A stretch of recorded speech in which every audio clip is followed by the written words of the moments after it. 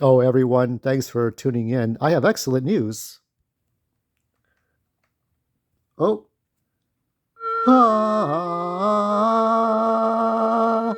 I am the new Pope, everybody. How am I able to do that and function in my own house, right?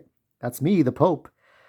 Pope Derek the First. And my first acts will be there will be a hidden camera in the bathroom, so you will hear me defecate and take a shit and all that stuff while watching some adult television there. You get to see me behind the scenes. My other acts will include disavowing Columbus Day. I will also, we're no more altar boys. We don't need any more scandals, okay? So the altar boy positions are gone, gone, gone, gone. And lastly, every bit of every red cent that is donated to the church to the Vatican will go towards the warp drive. The warp drive is a theoretical thing, and it can be real if we just take all that money from the churches to the Vatican, and then we'll just give it to NASA or Elon Musk, whoever needs it.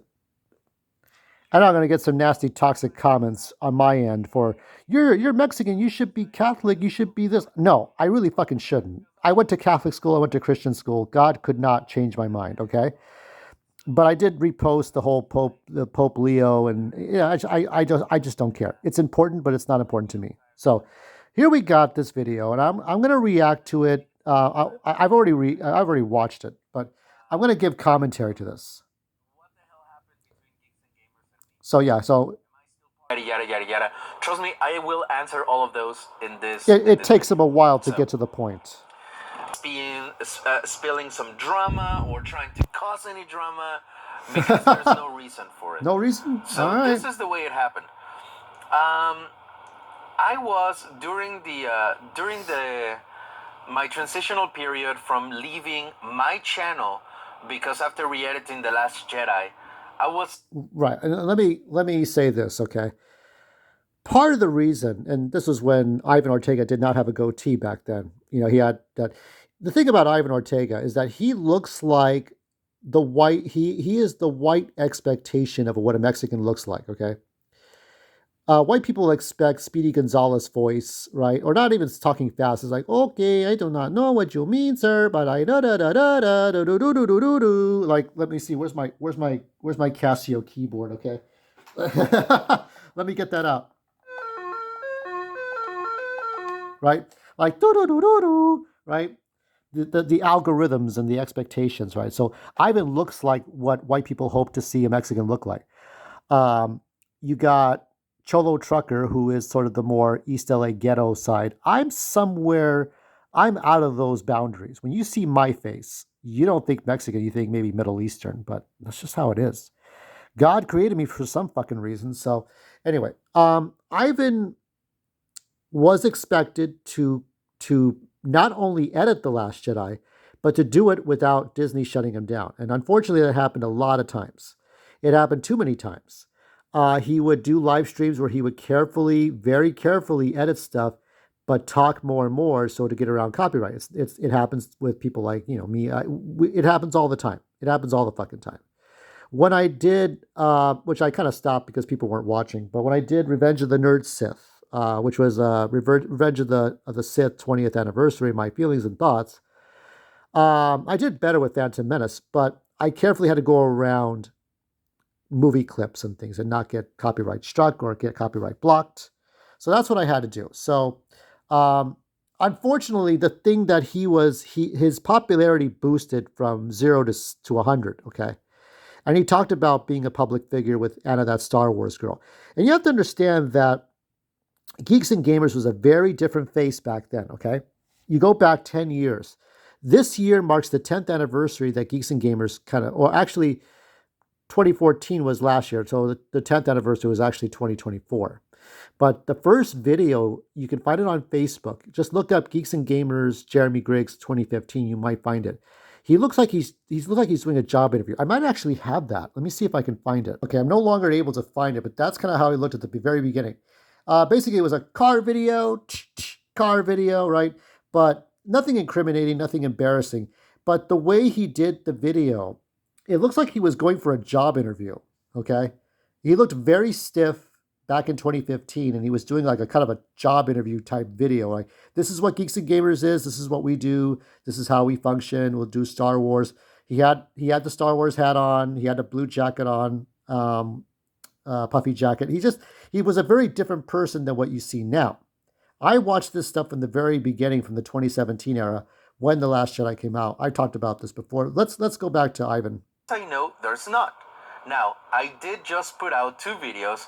One So he's criticizing tap the dancing. critical It takes Trickers us movie, minutes. Let's get to and the the right other timestamp. criticizing Ripa. I will say, as far as Ripa goes, I criticize Ripa's ability to be a great storyteller. You're buying a Ripaverse product. That's it. I've said this 100 times. Um, I didn't like the Yaira because Ivan Ortega is looking at it as a movie maker. Okay, I disagree with him about Jurassic Park.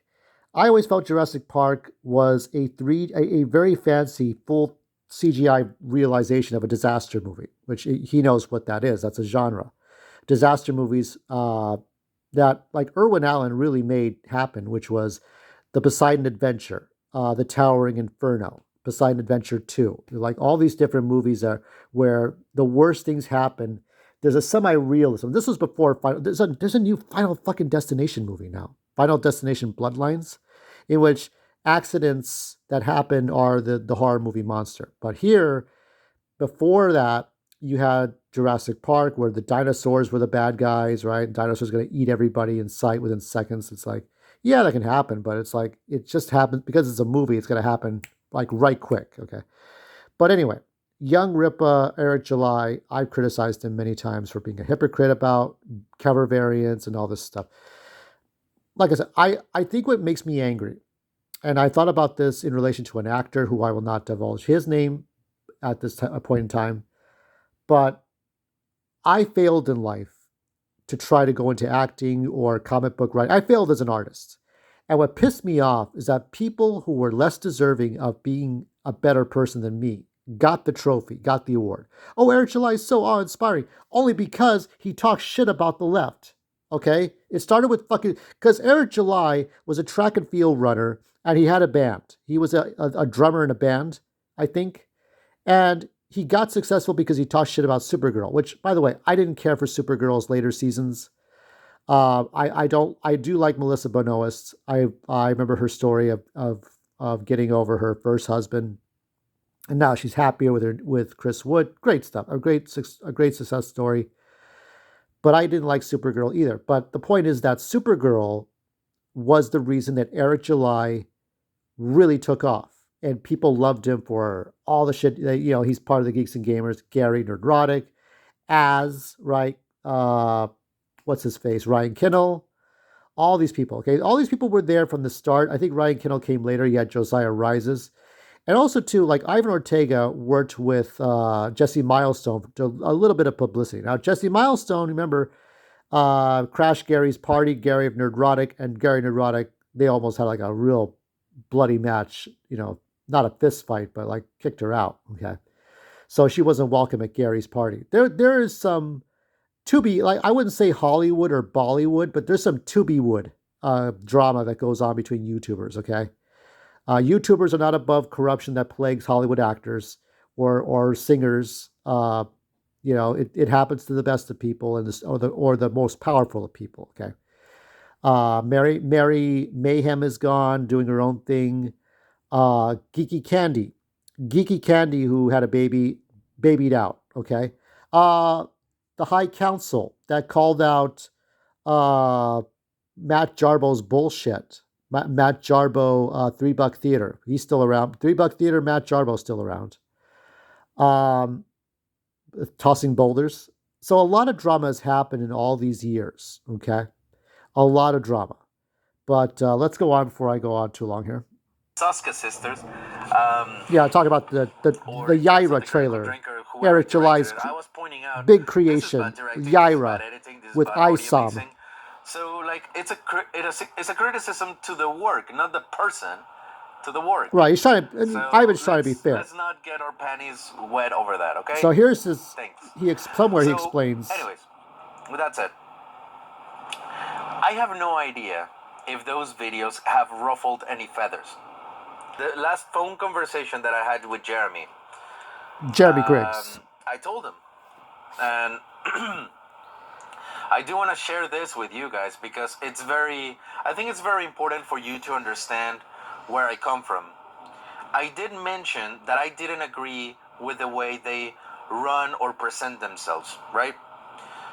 And on that last conversation that I had with Jeremy, I told him, hey dude, just FYI, I want you to know that I was never friends with Jeremy the YouTuber.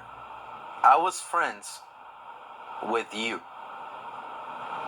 So don't let your work consume you to the point that you stop enjoying things, please. And this is the thing I was talking about Tom Lakis. Okay, I talked about this before. Tom Lakis was this badass. Don't spend more than $40 on a date. Zero is optimal. Never go beyond 3 dates. Never date single mothers or anything like that. And yet Tom had been going after anybody who was on the right, any Trump supporters, and he demonized them. And then he ran off to Blue Sky. I don't know how he's doing. He might be doing well, but I don't care. So, but that whole thing began with him attacking the freeloaders of his new normal podcasts. So for a long time, people loved Tom Likas because he was speaking out against the establishment. He was speaking against the news people, or speaking out against the big industries. Well, I'm not this Hollywood actor. I'm not a Hollywood entrepreneur. I'm not an agent or a manager. I'm somebody who's calling out the bullshit of other people, and I'm going to tell you guys how you can get some on dates. Okay, that's what he was. He was this big controversial guy, just like Howard Stern. But I feel like most of that was an act. Okay. So now you look at Tom Likas, and the guy just hides on Blue Sky and doesn't come out to talk to people, and doesn't go to listener parties, doesn't do the shit that he used to do. The cool stuff he did on Free FM, that's gone. Tom Likas from the 90s and 2000s, that's gone. It's over. Okay.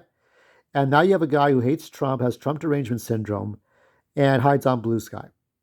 What will Jeremy Griggs become when we get to the 2030s? Because right now, from 2017 to now, he is still cool, and a lot of things that he called out, the beginnings of why we get angry at Kathleen Kennedy, why we got angry at Paul Feig for Ghostbusters, why we got angry at politicians for lying to us, and the 2020 and the pandemic. When sometimes he's right, sometimes Jeremy is right when he calls out the bullshit of people. But that's where my respect ends, because when he just milks the negative narrative, whether he's talking bad about this thing or that thing, he's got to continue to be the guy to talk shit. He cannot, like, he can do happy posts, and he does these trolling. What is it? I don't like Thunderbolts. I like Thunderbolts. They're the new Avengers. Um, but he's got to be that controversial, loud guy, just like Gary of Nerdrotic, just like heel versus babyface, just like Eric July, just like Ryan Kinnell. Star Wars Theory leans toward that direction, though I think I have more respect for Star Wars Theory because he tries to do mostly positive, but he had gotten into the negative. And he will call out. I think he balances well the negative and positive. Now, if there's something bad about the guy, okay, I know. Was it Star Wars Marvel purists was trying to pick a fight with him that utterly like blew up in his face. Honestly, I watched that whole 3 hour thing. If something bad about him comes out, like the completionist or Boogie, we'll find out. But I don't. Star Wars Theory is innocent until proven guilty. That's our American way of looking at it, as opposed to the British way. It was a guilty until proven innocent. But let's go on. And that's honestly the the way I can describe how I feel specifically with Jeremy. I miss my friend.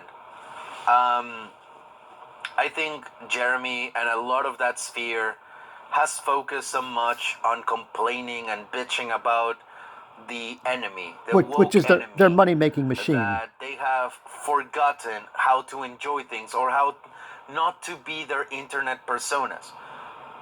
They might be fantastic outside. I don't know, but The thing is, too, I got into a fight with Josiah. Ivan Ortega brought about abortion or some sort of abortion thing that was happening, and I was defending pro-choice. And Josiah Rises got into a pissing match with me, and Ivan Ortega, I think, took down his post, but I was not happy with people telling me how to think. You know, and like I said, I'll reiterate this again, Josiah. You can be pro-life, I can be pro-choice, but I'm not going to tell a woman what to do with her body. It is not against the laws of fucking physics to be a Trump supporter and not be a Catholic and not support pro-lifers and not pro-choicers. Okay, the life of the mother, rape. If a child's got a horrible tumor and is going to suffer for the rest, he may not die, but he's going to suffer uh, for the rest of his life on life support, or he's going to be so mentally retarded that he doesn't know what day it is. And I've been to a special ed school, and I know what I'm talking about. So there's all kinds of things I've talked about all of this. So I got into a pissy match with Josiah because of Ivan Ortega's post. Ivan Ortega probably felt embarrassed. I was not embarrassed. I will take this shit head on. You want to fuck with me? Let's go. We'll do it now and get it over with. Because I ain't gonna and after that we will not do this again. But that fucking Josiah, what a piece of shit. I only think I only saw his stupid ass once on the Geeks and Gamers when Trump almost got assassinated. So after that he's gone to his hidey hole.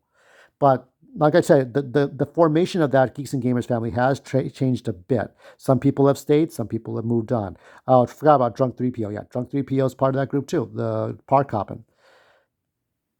based on the evidence and the treatment that I've gotten from them, I've gotten treatment not from a friend, but from a YouTuber. I've gotten talks to from a YouTuber, not from a friend. And that hurts. And I did tell him, dude, I miss my friend.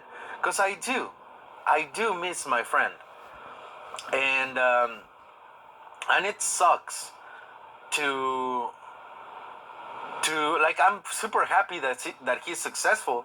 I don't agree with the fact that he became successful by stirring up negativity. Well, essentially, he is slowly becoming the very thing he's fighting.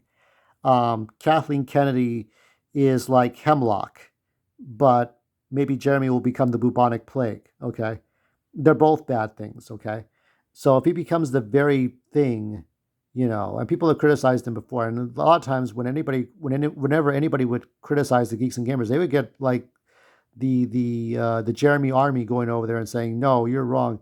Hey, look, there are things I told you where he's right, but at some point, the calling out the bullshit campaign ends and the shit talking begins.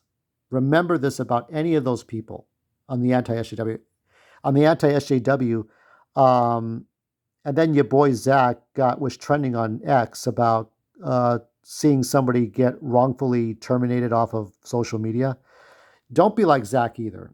There's a And I, repeating the I same I learned by buzzwords every watching video. everybody else. So it's just like, dude, can we bring some nuance? Can we bring some positivity? And this is the one thing I'm gonna give him credit for.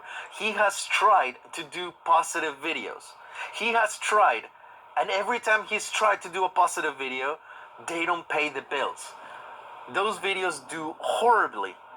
They absolutely do horribly. And